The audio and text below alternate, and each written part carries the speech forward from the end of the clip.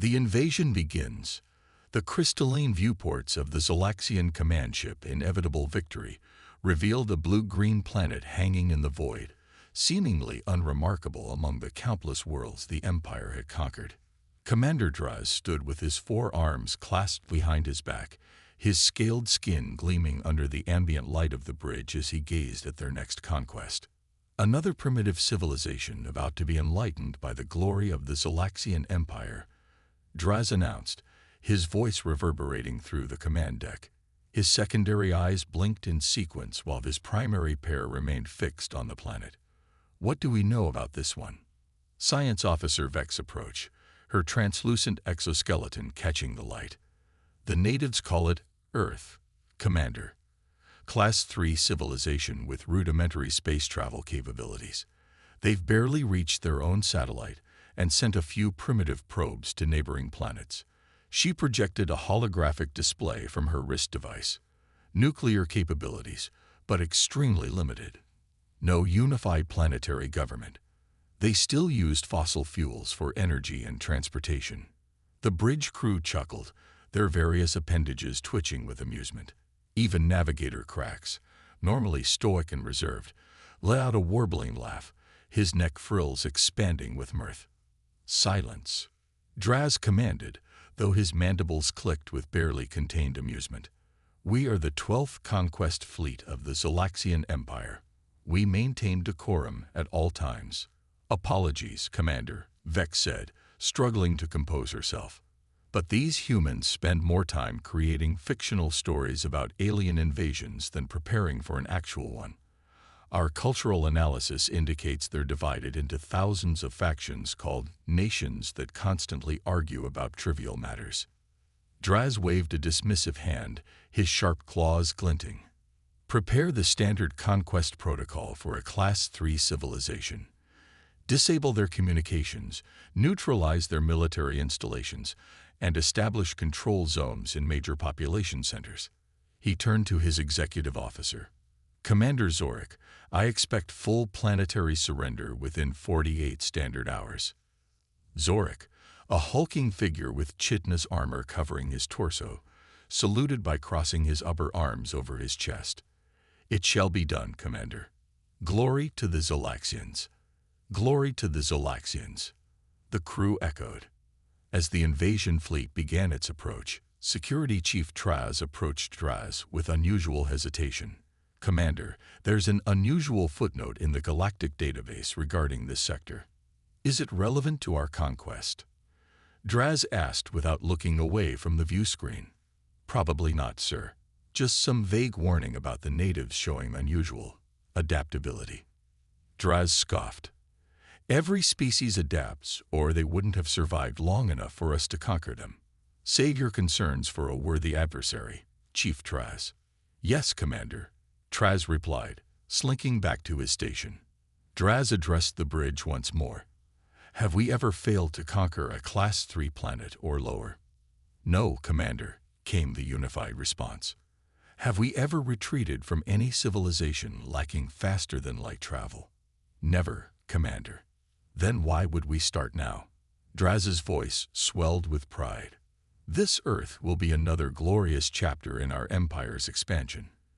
Begin the invasion sequence. The fleet descended through Earth's atmosphere in perfect formation, their heat shields glowing orange against the night sky. They targeted a major human settlement called New York City, which intelligence suggested was an important political and cultural hub. Draz stepped onto Earth's soil feeling the satisfaction of a conqueror.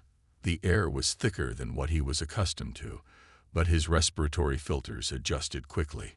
Around him, Zolaxian soldiers established a perimeter, their energy weapons primed.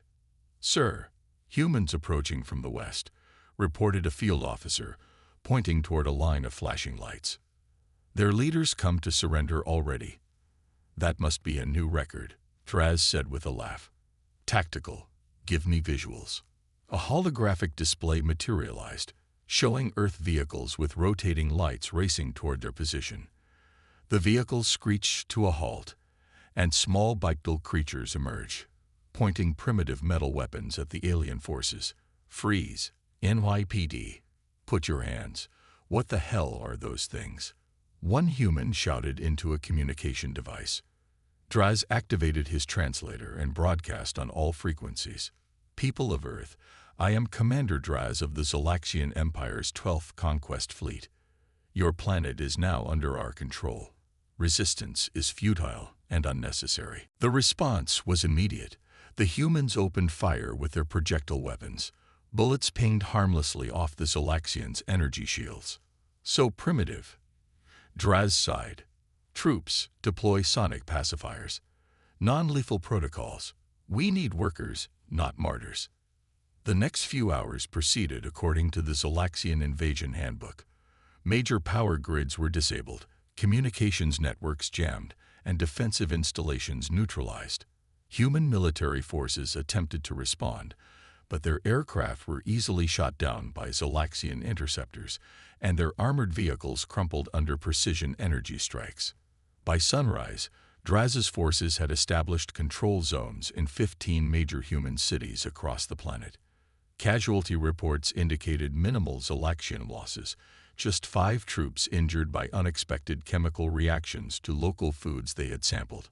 Commander, incoming transmission from Imperial High Command, announced Communications Officer Plex. Grand Admiral Zorn's hologram materialized before Draz. Commander Draz, your invasion progress reports are most satisfactory. Draz puffed his chest plates with pride. Thank you, Grand Admiral. These humans offer even less resistance than anticipated.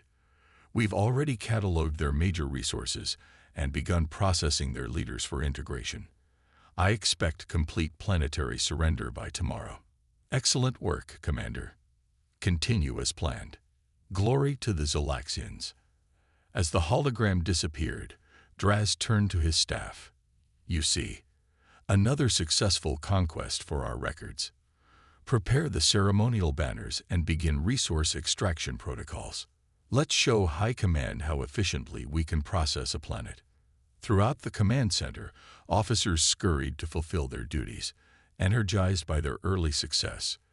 None of them noticed the peculiar smiles on the faces of the captured humans, or the way they exchanged knowing glances when they thought no one was watching. 12 hours into the occupation, the first signs of trouble appeared. Commander Draz, Scout Team Epsilon has gone dark, reported Lieutenant Krax, his tentacles nervously twitching around his data tablet. That's the third team in 2 hours. Draz frowned, looking up from his meal of processed Earth livestock. Communications malfunction, obviously. These primitive Earth metals probably interfere with our signals. Sir, with all due respect, we checked for signal interference during the pre-invasion survey. The planet has no natural materials that should affect our technology. Draz waved dismissively. Then it's operator error. Send a technical team to their last known location. Already did, sir. That team has also gone silent. For the first time since landing, a flicker of concern crossed Draz's features. Security Chief Draz, accompany a squad of elite guards to investigate personally. I want answers, not excuses. Yes, Commander, Draz replied, selecting his best warriors for the mission. Meanwhile, Vex approached with an unusual expression of worry. Commander, I've been analyzing the human cultural database we downloaded during the initial strike. There's something concerning. What could possibly be concerning about a primitive species that still thinks digital watches are advanced technology? Draz scoffed. Vex projected a series of images, human entertainment media spanning decades. Sir, these humans have been conceptualizing alien invasions for over a century. They've imagined countless scenarios, technological countermeasures, and resistance strategies. Some are eerily similar to our own tactics. Fiction, Officer Vex. Meaningless fantasy.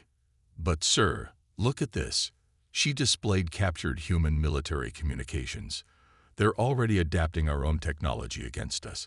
A human military base in a region called Nevada has somehow reverse-engineered one of our damaged scout ships and is testing weapon modifications. Draz stood abruptly. Impossible.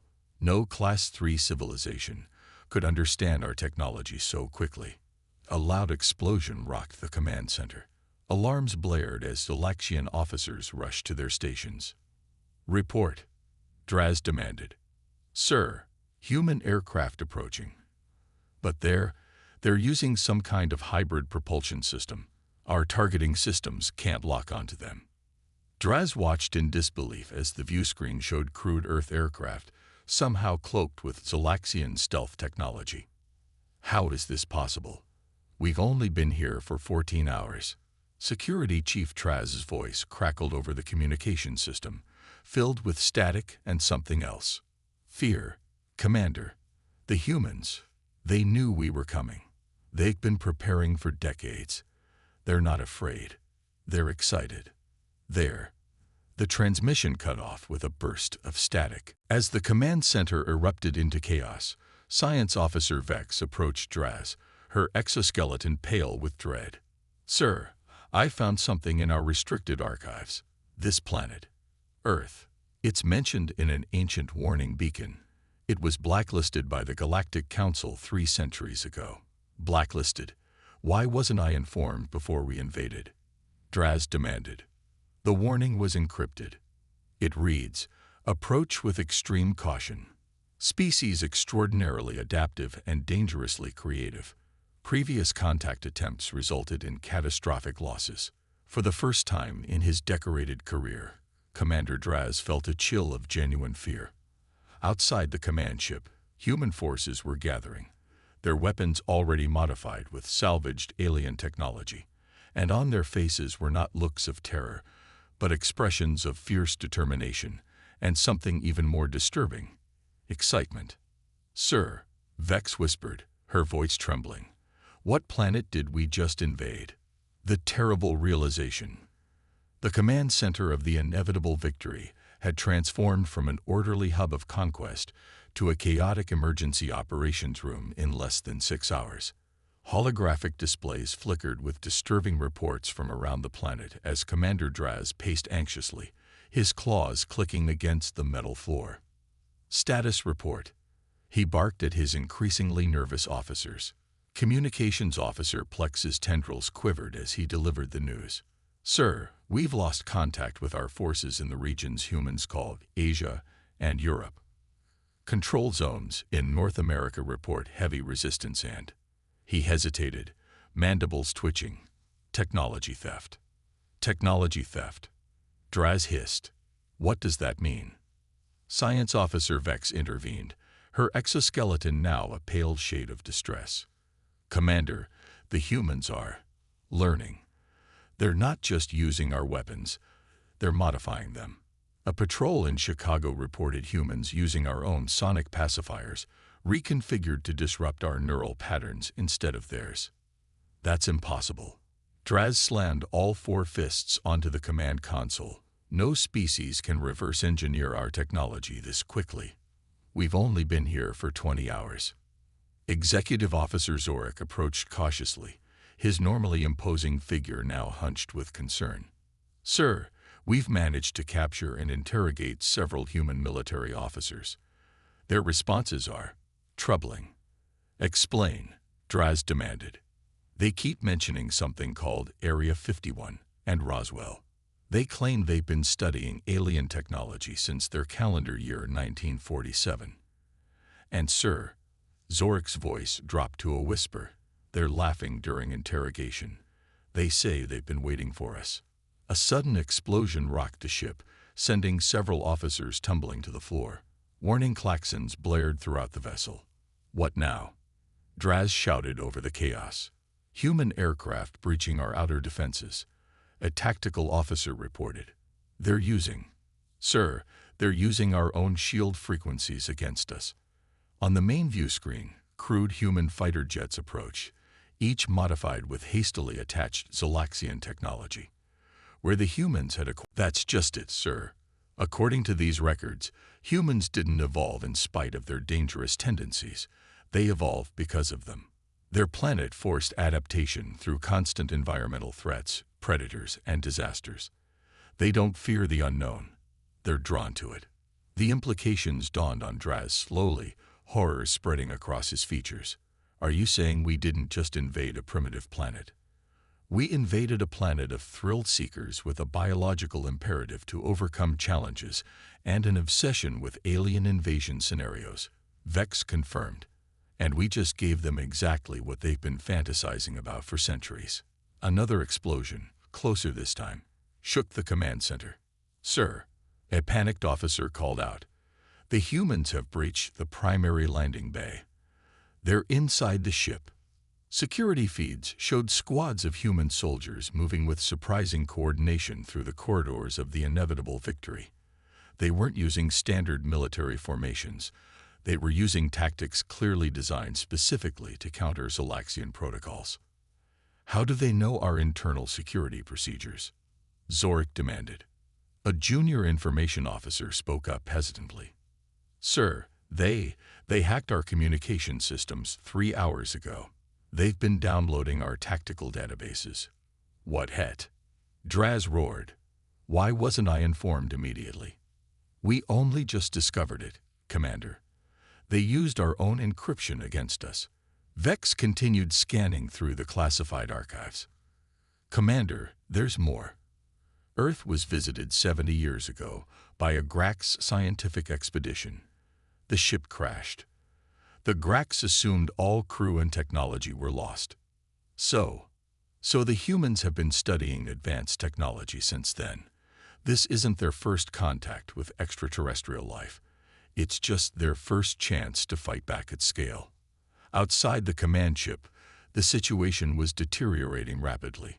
Human military forces had figured out how to disrupt Zolaxian shield harmonics. Civilian populations weren't cowering in fear. They were actively sabotaging Zolaxian equipment, creating improvised weapons, and providing intelligence to their military forces. Most disturbing of all, human communication channels weren't filled with panic or despair. They were buzzing with excitement, determination, and even humor. Memes and viral videos of Zolaxian troops being outmaneuvered were spreading globally, boosting human morale and sharing tactical weaknesses. "Sir," Zorik said gravely, "we need to consider a strategic withdrawal. Retreat from primitives." Draz bristled, his pride momentarily overriding his growing fear. The Zolaxian Empire has never retreated from a Class 3 civilization. "With respect, Commander, no Class 3 civilization has ever adapted our technology this quickly or turned it against us this effectively." Vex approached with another disturbing report. "Commander, I've analyzed human entertainment media more thoroughly. For over a century, they've been creating detailed scenarios about alien invasions. They've imagined and solved countless tactical problems we're now facing. Their science fiction isn't just fantasy. It's been preparation."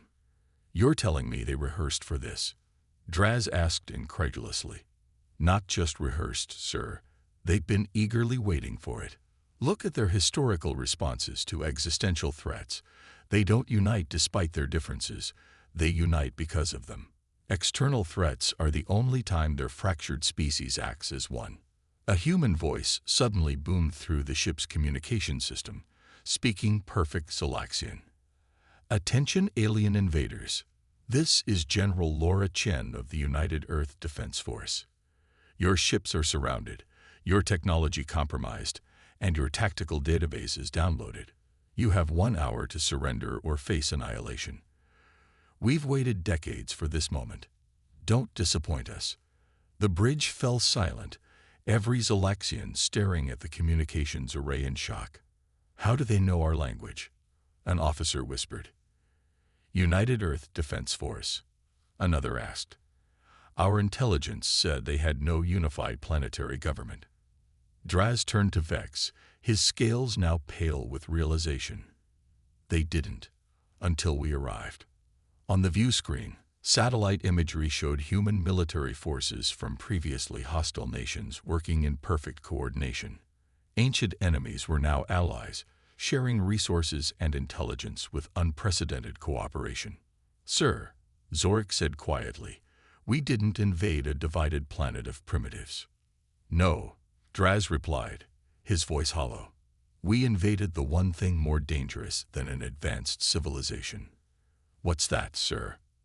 A primitive civilization that has been collectively imagining, anticipating, and preparing for this exact scenario for generations.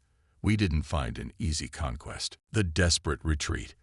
The Zolaxian flagship Inevitable Victory shuddered as another explosion rocked its hull. Emergency sirens wailed throughout the vessel as damage reports flooded in from all decks.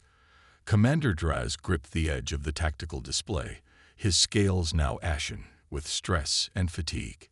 Status of the evacuation, he demanded. Executive Officer Zorik consulted his data tablet, now cracked from a recent impact. 30% of our ground forces successfully recalled. The rest are either captured, pinned down, or, he hesitated, have gone silent. And our fleet? 7 ships lost, Commander. The humans have figured out our shield frequencies and targeting systems. They're using our own weapons against us with disturbing efficiency. Draz had never experienced failure in his long and decorated career. The Zolaxian Empire had conquered hundreds of worlds across a dozen galaxies, and not once had they been forced into retreat, until now. The humiliation was almost as painful as the fear. Sir, Science Officer Vex approached, her exoskeleton dull with exhaustion. I've completed my analysis of human historical data. I believe I understand what went wrong. Enlighten me, Draz said bitterly. Most species we conquer evolved in relatively stable environments. Their primary evolutionary pressure was competition with other species on their planet. But humans, she displayed a series of images showing Earth's diverse and extreme environments. Humans evolved in wildly variable conditions. They survived ice ages, supervolcanoes, asteroid impacts, and countless natural disasters. Their entire evolutionary history is one crisis after another. So they're survivors, Draz shrugged. Many species are. Not like this, Vex insisted. Most species survive through specialization and stability. Humans survive through adaptation and innovation. They don't just endure crises, they emerge stronger from them. And their psychological profile is equally unique. They actually seek out challenges. They climb mountains because they're there. They explore deadly environments to see what's possible. They test their limits deliberately and continuously. Another explosion rocked the ship, closer this time. Sir, a tactical officer called out, humans have breached Deck 7. They're uploading viruses into our mainframe. Shut down all non-essential systems. Draz ordered. Isolate the command functions. Too late, sir. They've already accessed our stellar cartography database. They're downloading our star maps and navigation data. Draz felt cold dread wash over him. They're not just defending their planet. They're preparing to leave it. Vex nodded grimly. Exactly, Commander. Their space program was primitive, but they've just received a century's worth of advanced technology in 48 hours. Based on their adaptation speed so far, I estimate they'll have functional interstellar travel within a year. We've doomed the Empire, Zorik whispered. By attacking this world, we've unleashed something worse than defeat. Sir, the communications officer interrupted. Message from the human leader, General Chen. The main view screen activated to show a human female in military uniform, standing confidently on what appeared to be the bridge of a captured Zolaxian vessel. Humans worked busily in the background, already reconfiguring alien controls with remarkable ease. Commander Draz, she began, speaking fluent Zolaxian. Your invasion has failed. Your remaining forces are surrounded, and your technology is in our hands. But we are prepared to be merciful. Merciful? Draz could hardly believe the audacity. You dare speak of mercy to the Zolaxian Empire? We're offering you and your surviving troops safe passage out of our solar system on one condition: a formal declaration recognizing Earth's sovereign status and immunity from future Zolaxian aggression. Draz bristled. The Empire does not negotiate with respect, Commander. Chen interrupted. Your Empire will want what we've discovered in your databases. Your invasion force was sent here with incomplete information. Earth was quarantined by the Galactic Council 3 centuries ago for good reason. Did they tell you why? Some nonsense about human adaptability. Draz muttered. Not just adaptability. Chen smiled, and for the first time, Draz recognized the expression for what it was, the look of a predator. Earth was quarantined because the last 3 species that tried to conquer us weren't just defeated, they were absorbed. We don't just resist, we assimilate. Your technology, your knowledge, your very biology. It all becomes ours. She gestured to humans working on Zolaxian equipment. 48 hours ago, we were a divided planet with primitive spacecraft. Now we're united with your ships, your weapons, and your star charts.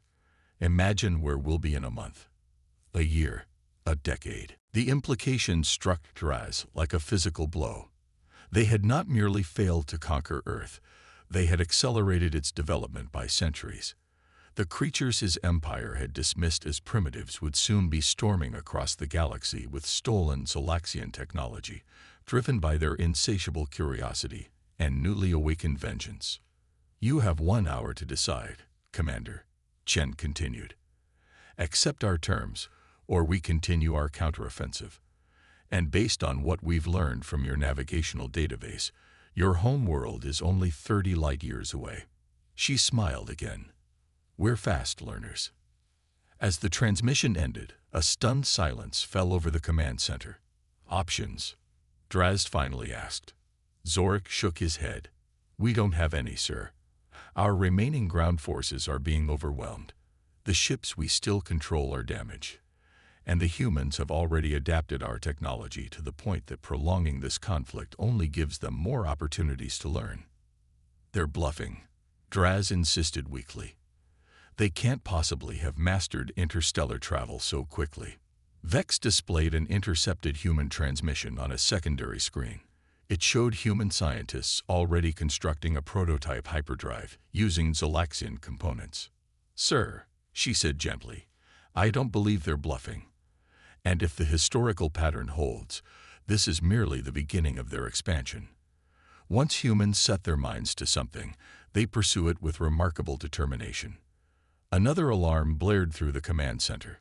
Hull breach on Deck 9. An officer reported. Human boarding parties detected. Draz closed his primary eyes briefly, a gesture of resignation among his species. When he opened them again, his decision was made. Prepare a formal declaration of Earth's sovereign status, he ordered. Accept their terms. Commander, Zorik questioned, shocked at the capitulation. This is no longer about conquest, executive officer.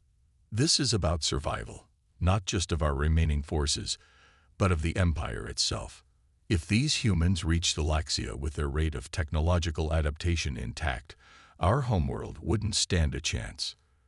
The next few hours passed in a blur of humiliation as the once proud Zolaxian invasion force prepared for retreat.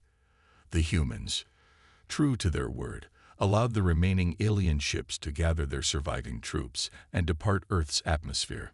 As the inevitable victory limped away from the blue-green planet, Draz stood at the viewport, watching Earth recede into the distance. Send a priority message to Imperial High Command, he instructed. Classification: Extinction level threat. Contents: have made first contact with species designated human. Unprecedented technological adaptation rate. Recommend immediate diplomatic recognition and non-aggression treaty.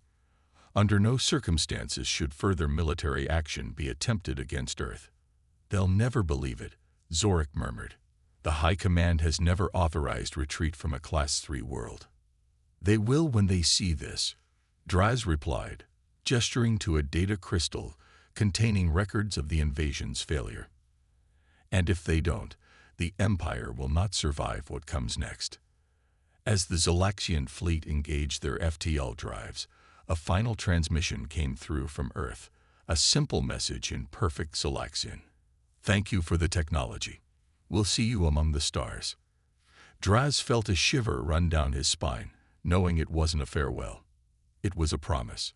6 months later, At the edge of Zolaxian space, a patrol detected an unidentified vessel approaching at impossible speeds. Its design was unlike anything in Imperial records, a hybrid of Zolaxian technology and something entirely new. When it transmitted its identity, the patrol commander could hardly believe the message. "Greetings from Earth. We come in peace, this time." The greatest military disaster in Zolaxian history had become something far worse. The birth of a new galactic power, one driven by an insatiable curiosity and armed with the combined knowledge of two civilizations. And somewhere in the vastness of space, Commander Draz, now demoted and disgraced, allowed himself a grim smile of vindication as reports of the human vessel reached him in exile. He had warned them. He had tried to explain what they had awakened. But some threats can only be understood when it's already too late. The humans had arrived on the galactic stage, and nothing would ever be the same again. The end.